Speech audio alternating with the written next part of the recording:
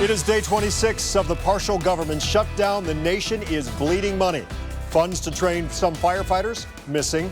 Money to upgrade hurricane protection models, gone. And the cost of inspecting all our foods, not covered. Federal workers, they are hurting. They are facing missed mortgage payments, some even selling off their cars just to stay afloat. Some of those federal workers are tasked with guarding prisoners without a paycheck. They are working for free inside federal prisons across the country, including the one here in Ohio. And their patience is wearing thin. We don't have any say. There's no choices for us to be made. News 5's Homa Bash spoke with some of those prison workers today.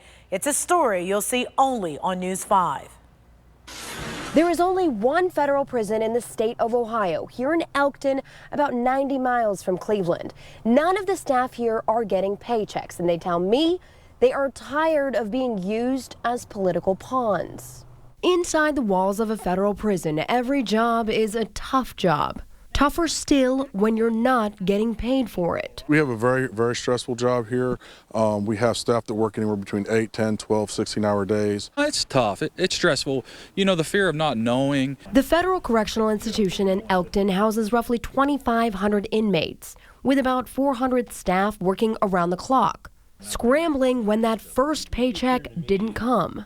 I mean, I got a family I got to go to. I got to explain to my wife and them what's going on. We're questioned all the time, and we don't have the answers. Many workers live paycheck to paycheck, and many have husbands and wives both working inside the prison. So they have gotten $0 this last paycheck. They have no other income coming in. I work a 10-hour-a-day job. I can't go get another job to support my family. I'm working here. These correctional officers all vividly remember the last government shutdown, that last missed paycheck. But they say this time is worse. Before, like I said, both sides of the aisles, they were talking, they were hashing things out. And you had a sense that it wasn't going to take that long. But right now, you got the sense that there's no communication on either side, and we just don't know how long it's going to last. This prison hasn't seen an uptick in call-offs. Union President Joseph Maley saying that is a testament to these workers. They love their jobs, and however, with that being said, just like any other American, they live paycheck to paycheck, and they just want to be paid for the work in which they're performing. Dangerous work, stressful work. We reached out to the Federal Bureau of Prisons for information, but received this email in response. Quote, due to the partial government shutdown, responses to inquiries will be delayed. We appreciate your patience during this time. But patience is wearing thin as the bills pile up. We're all being used as political pawns. We don't have any say. There's no choices for us to be made regarding the situation, but we're the ones that are suffering the consequences.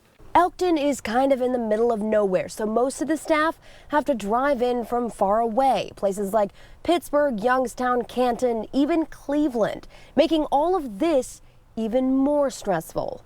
Reporting in Columbiana County, Homa Bash, News 5.